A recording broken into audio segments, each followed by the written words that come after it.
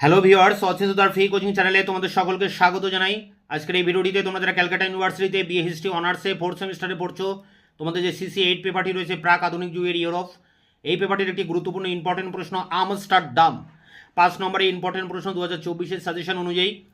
Amsterdam সপ্তদশ শতাব্দীতে প্রথম গুরুত্বপূর্ণ একটি বাণিজ্যিক শহর হিসেবে আত্মপ্রকাশ করে। যদিও এর আগে অ্যান্ট অফ বলে আরেকটি শহরের আত্মপ্রকাশ ঘটে, কিন্তু পরবর্তীকালে আমস্টারডামই হয়ে ওঠে ইউরোপীয় বাণিজ্যের মূল কেন্দ্র।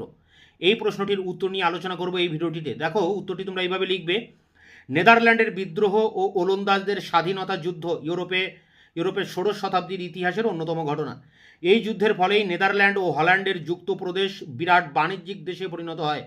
তবে স্বাধীনতা প্রাপ্তির সঙ্গে সঙ্গেই এই পরিবর্তন সম্ভব হয়নি। তাদের এই পরিবর্তন আনয়ন করতে প্রায় 1 শতাব্দী সময় লেগেছিল। অত্যন্ত অধ্যাবসায়ের সঙ্গে ওলন্দাজগণ তাদের অগ্রগতি অব্যাহত রাখে এবং স্পেনের পরিবর্তে আরেকটি বিরাট অর্থনৈতিক বাজার সংগ্রহ করতে সমর্থ হয়। তবে স্বাধীনতাই ছিল তাদের উন্নতির মূল চাবিকাঠি। স্বাধীনতা লাভের সঙ্গে সঙ্গে নেদারল্যান্ডের অধিবাসীদের মনে একটি নতুন জাতীয় চেতনার সৃষ্টি হয়। নেদারল্যান্ডকে ইউরোপের অন্যতম প্রধান শক্তিতে পরিণত করার জন্য সে দেশের সকল অধিবাসী সচেষ্ট হয়। তবে সমকালীন পরিস্থিতি তাদের অনুকূলে থাকার জন্য নেদারল্যান্ডের উন্নতির পথের সকল বাধা অপসারিত করতে অধিবাসী সচেষ্ট হয়। ইংল্যান্ডের সঙ্গে সুসম্পর্ক ছিল তাদের উন্নতির অন্যতম প্রধান কারণ।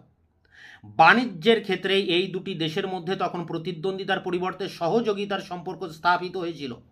তাছাড়া পূর্ব ভারতীয় দ্বীপপুঞ্জের সঙ্গে পর্তুগালের বাণিজ্যের অবনতি এবং হ্যান্সিয়াটিক লীগের পতন এই ব্যাপারে তাদের যথেষ্ট পরিমাণে সাহায্য করে। প্যারা করে দেখো: আমেরিকা থেকে আসা স্বর্ণ বোঝাই স্পেনের জাহাজগুলো লুণ্ঠন করা তাদের পক্ষে সহজ হয়ে ওঠে এবং বাল্টিক সাগরের পথে সুইডেন থেকে প্রচুর পরিমাণে বনজ সম্পদ তারা সংগ্রহ করতে সমর্থ হয়।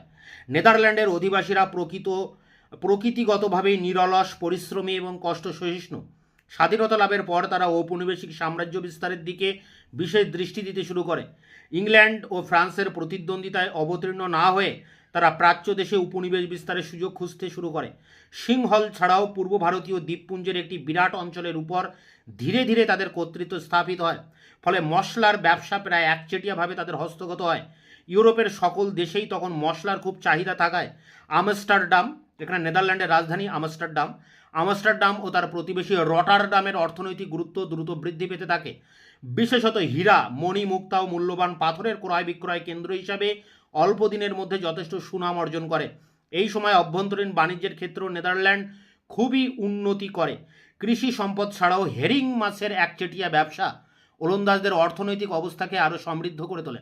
স্বাধীনতা লাভের 25 থেকে 30 বছরের মধ্যে ওলন্দাজদের মালবাহী জাহাজগুলি পৃথিবীর সকল বন্দরে উপস্থিত হতে শুরু করে এবং হল্যান্ড পৃথিবীর শস্যাগারে পরিণত হয়।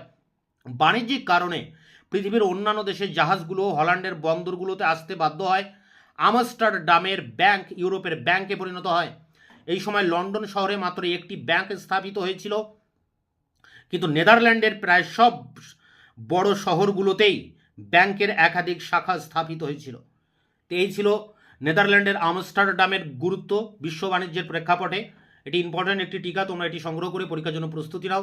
তোমাদের এই পেপারের অনেক প্রশ্ন উত্তর আমার চ্যানেলে ইতিমধ্যে আপলোড করে দিয়েছি, তার লিঙ্ক দেওয়া থাকবে ভিডিও ডিসক্রিপশন বক্সে।